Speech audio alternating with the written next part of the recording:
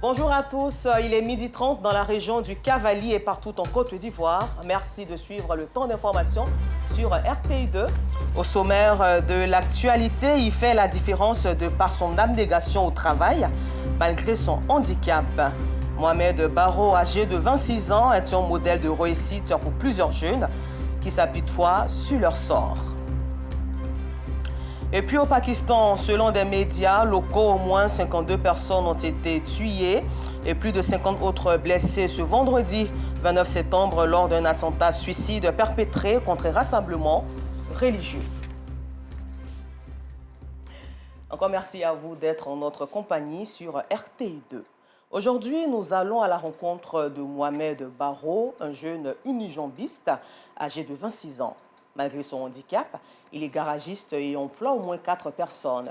Père de famille, sa situation de handicap ne l'empêche pas de se battre au quotidien pour se stabiliser à tous les niveaux de la vie. Mohamed Barro est un modèle pour plusieurs jeunes qui s'apitoient sur le sort ou qui pensent qu'être en situation de handicap est une fatalité. Et nous suivons ensemble maintenant son portrait signé Clarisse Kanyala, Kader Bachil, Issa Dambélé, Maïssa Kogey et Sidiki Ouattara. À 26 ans, Mohamed est propriétaire de ce garage spécialisé dans la réparation d'engins à 2 et 3 roues. Ce matin, ses collaborateurs et lui sont à la tâche pour répondre aux exigences des nombreux clients. Ça va, Dieu merci. S'ils ont venu un moteur de réparation qui est démonté, il finit de démonter. Donc, avec mon handicap, il ne peut pas soulever parce qu'il a mal au pied. Il ne peut pas soulever. Donc, il appelle un de mes petits qui vient prendre, pour aller déposer. Là, on démonte. C'est en 2019 que Mohamed débute cette aventure, née de son refus de devenir mendiant à la suite d'un accident de la circulation. J'ai pris une moto, pour aller acheter pièces de la moto. Voilà comment il y a eu un accident. C'était pour qu'il voulait dévier. Je suis tombé avec la moto. Donc mon pied est cassé jusqu'à en bas. On a retardé. Et après moi, mon pied, c'est devenu autre chose. J'ai décidé que un peu pied l'appareil, il ne peut pas soutenir ça. Voilà, il y avait des douleurs, du mal sur mon corps. Ici, on fait deux métiers. J'ai fait mécanique, j'ai fait l'électricité ici. Se retrouver en situation de handicap du jour au lendemain, une situation difficile à accepter pour Mohamed. Il a même été contraint d'abandonner les études en classe de CM2. L'école là, bon, je vois que non, ça ne m'arrange pas. Bon, avec mon état aussi, il préfère faire quelque chose qui peut me rapporter demain. Voilà comment je suis venu dans la mécanique. Toutes ces difficultés ainsi que son handicap n'ont pas pour autant freiné sa volonté d'apprendre la mécanique auprès de son oncle. J'avais un de mon vieux père, lui comme bon, c'est son travail, qui est mécanique de moto. Il y a comment ici, j'allais chez lui, il vient me défendre avec toi. Pendant ce temps, il ne connaît rien. Voilà. Même pour serrer blanc, il ne sait pas comment faire. Ce métier, le seul qu'il exerce, est devenu pour lui l'unique chance de réussir sa vie. Mais exercer cette activité à ciel ouvert, en plus de son handicap, n'est pas toujours aisé. Moteur, grosse pneu, crasserie, caisse, avec les caisses, il ne peut pas soulever ça. Quand il pleut, la pluie vient, pluie chicoter, malgré ça, on est dessus. Cela aussi pareil, vient chicoter, on est dedans. Devenu son propre chef, Mohamed emploie aujourd'hui 4 jeunes, parmi eux Moussa. Il travaille à ses côtés depuis 3 ans. Bon, le fait qu'il connaisse son travail, ce qu'il fait, c'est ça, moi, regarde. Ça fait que les gens viennent aussi. Si un moment qu'il ne peut pas suivre, exemple, pour chuter la moto, comme il ne peut pas, il m'appelle, Moussa, viens allumer la moto pour moi. Il m'encourage. C'est un patron, il est bien. Il est vraiment courageux. Bonsoir. Ouais, bonsoir. Là, c'est comment? Ouais, bébé. Par leur sens du travail bien fait, Mohamed et ses employés ont conquis le cœur des clients et de leur entourage. Sidibé est l'un de ses fidèles clients. Séduit par la qualité de son travail, il ne peut que l'encourager. C'est un handicap, ce n'est pas tout le monde qui peut faire ça. Voilà, c'est selon ça aussi. Là. Nous aussi, on vient lui donner travail pour qu'il n'ait qu'un 5 francs à manger. À quelques encablures de son garage, vivent Mohamed et sa famille. Il a 2 enfants avec sa concubine, l'aîné, âgé de 6 ans, élève en classe de CP1, et un nourrisson de 3 mois. Il y a beaucoup de filles, quand tu as quelque chose, tu es malade ou quoi, bon, et te voir un homme, tu peux rien faire. Avec ma situation, handicap, elle me comprend. Moi aussi, il la comprend aussi. Pour sa concubine, Mohamed est un père de famille exemplaire, compréhensif et courageux. Sa situation ne m'a pas empêché de l'aimer. Et je l'ai vu comme tout. Quand l'un des popotes finit comme ça, il donne l'argent de popote. C'est un très bon père de famille. Il est gentil. Pour Mohamed, un handicap, quelle que soit sa nature, n'est pas une fin en soi. Il rêve grand, avoir un garage beaucoup plus pratique et approprié afin d'employer plus de jeunes. Plein succès donc à Mohamed Barro, le courageux. Et pour parler toujours d'entrepreneuriat, la mythique salle Kodjo et Bouclé du Palais de la Culture d'Abidjan a accueilli la 2e édition des Journées de l'opportunité de la motivation de la jeunesse. Cette initiation au succès groupé vise à créer un cadre propice à l'entrepreneuriat. L'activité a suscité l'intérêt de plusieurs jeunes entrepreneurs et personnalités. Justin Kwasi y était au compte de RTI2. La promotion de l'entrepreneuriat au cœur des journées de l'opportunité et de motivation de la jeunesse. Cette initiative a pour but de rapprocher les jeunes entrepreneurs de leurs objectifs. Il est important d'encourager les jeunes à réaliser leurs idées et à développer leurs compétences. Parce que l'avenir d'un pays repose sur sa jeunesse. Et cela, nous jeunes l'avons compris, d'où l'initiation des journées de l'opportunité et de motivation de la jeunesse qui est à sa 2e édition. Les jeunes qui ont effectué le déplacement ici aujourd'hui ont vu de l'intérêt en la chose, d'où leur présence. Donc pour cette première journée, le bilan il est plus que satisfaisant. Nous avons, comme pour l'édition précédente, organisé des panels de présentation où des spécialistes de l'entrepreneuriat qui ont une certaine expérience viendront pour, n'est-ce pas, partager cette expérience-là avec la jeunesse. Nous avons des stands d'entreprises innovantes qui viennent proposer leurs produits.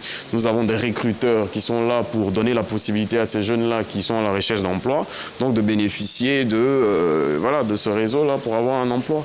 Venus de toutes les contrées du pays, les entrepreneurs ont accordé un intérêt particulier à cette activité. À cette rencontre, j'y participe parce que je veux déjà me faire un grand réseau. Je veux apprendre de l'expérience des autres et, si possible, avoir un financement pour agrandir mon activité. Cette initiative a bénéficié du soutien de plusieurs personnalités du pays. La jeunesse représente une grande partie de la population active. Et donc, il est du devoir du gouvernement de trouver des solutions pour que ces jeunes puissent trouver de l'emploi, pour régler un peu le problème du chômage. C'est une bonne initiative que ces jeunes-là même prennent à bras le corps leurs problèmes, créer ce genre de forum-là, échanger et développer des questions sur leur réalité en termes d'employabilité, d'entreprise, de recherche, de projets. Les journées de l'opportunité et de motivation de la jeunesse est à sa 2e édition. Un peu plus loin d'Abidjan, à la page religion, la communauté musulmane de Bouaké a aussi commémoré la naissance du prophète de l'islam, Muhammad. Dans les mosquées de la commune, lecture du Saint-Coran, prières et bénédictions ont meublé cette commémoration en présence de Boubacar Silla, Jean-Yves Zadi, Djeneba Ouattara, Soro Corona et Charles Tatou de RTI Bouaké. Au village de la sous-préfecture de Tiémé, dans le district autonome du Denguélé. La communauté musulmane de la localité commémore le Maouloud à l'instar de celle de tout le pays. Une célébration qui commémore la naissance du prophète Mahomet de l'islam. Une soirée religieuse marquée par la lecture psalmodiée du Saint-Coran et un prêche sur la vie du prophète Mahomet. Le prédicateur El Hadj Djarasouba Lassine invite ses co-religionnaires à prendre comme modèle le prophète de l'islam, homme de paix et de tolérance, comme l'exige la religion musulmane. Pour la commémoration de la naissance du prophète Mahomet, les fidèles musulmans ont pris d'assaut les artères et mosquées pour célébrer le Maoulida. Au quartier d'Ougouba, secteur 5 étoiles de Bouaké, dans son prêche, Oustaz Lagui Traoré a entretenu les fidèles musulmans sur le comportement déviationniste de la jeunesse. L'orateur du jour invite les parents à s'impliquer davantage dans l'éducation de leurs enfants en vue de leur épanouissement. Lagui Traoré rappelle aussi la vie du prophète et l'importance de cette célébration avant d'appeler les fidèles à s'approprier les valeurs de paix, de cohésion, de tolérance et du vivre ensemble, des vertus de l'islam. À la mosquée de la paix de Dar es Salaam, la communauté musulmane célèbre le Mawlud. Cette rencontre religieuse marque la commémoration de la naissance du prophète Mahomet. L'imam Bema Traoré, prônant le pardon, exhorte les fidèles musulmans à marcher dans les pas du prophète pour consolider le vivre ensemble. Sachez que le messager d'Allah est parmi vous. C'est le thème du Mawlud de 2023 à la mosquée de la paix. Lecture du Saint-Coran, prière et bénédiction ont meublé cette commémoration. À Abidjan, ici, l'aumônerie militaire catholique organise la 2e édition de sa fête de la charité, prévue pour ce 8 octobre à la paroisse Sainte-Geneviève d'Agban-Gendarmerie. Cette célébration a pour but de collecter des fonds pour la construction du siège de l'aumônerie militaire catholique. Soulignons que le top départ de ces festivités a été donné lors de la première réunion du conseil pastoral militaire diocésain à la paroisse Saint-Albert-le-Grand de Cocody, en présence de Clément Boko. La fête de la charité est un moment de réjouissance, mais aussi de reconnaissance à Dieu pour ses bienfaits.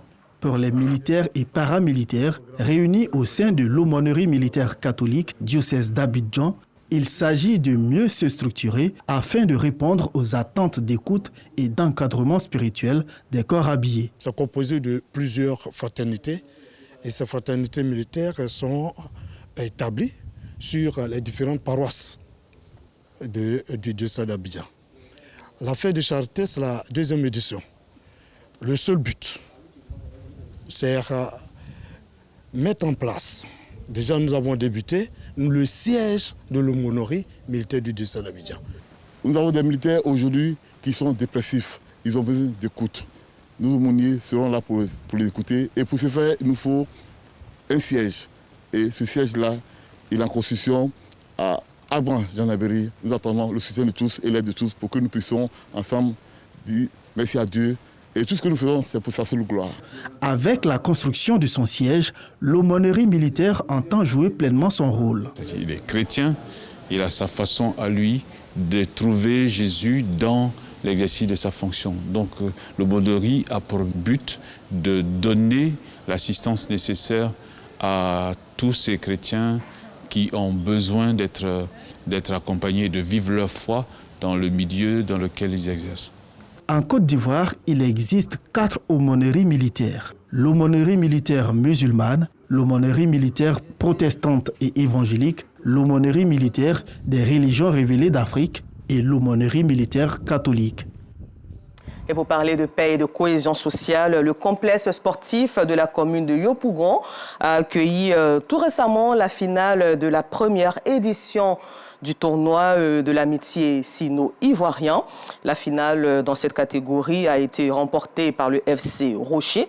Et il faut souligner que cette initiative de Sino-Afrique Média a pour but de renforcer les liens d'amitié entre la Côte d'Ivoire et la Chine. Justin Kwasi. L'amitié entre la Chine et la Côte d'Ivoire au cœur d'une rencontre sportive. Nous sommes à la finale de la première édition du tournoi de l'amitié sino-ivoirienne. Ce rendez-vous a opposé le FC Alépé en bleu au FC Rocher en jaune dans la catégorie des moins de 15 ans. Après une première mi-temps bien disputée, les deux équipes se sont séparées par un score de 0 but partout à la pause. Dès l'entame de la seconde mi-temps, le FC Rocher en jaune a inscrit à la 50e minute le seul but de la partie et remporte cette première édition. C'est des sentiments de joie qui m'animent pour ces jeunes-là qui viennent d'un village et aujourd'hui ils ont montré aux yeux de tout le monde que dans un village aussi on joue au football. Nous sommes satisfaits de l'organisation et ça a été un match pas facile. L'équipe d'Alépé est une bonne équipe qui a joué crânement et je pense qu'on a été meilleur Et Dieu nous a fait la grâce, nous avons rapporté. Placée sous le thème « Une jeunesse sans drogue », cette rencontre footballistique vise à renforcer les liens d'amitié entre la Côte d'Ivoire et la Chine. La Chine et la Côte d'Ivoire célèbrent depuis mars dernier 40 ans de relations diplomatiques.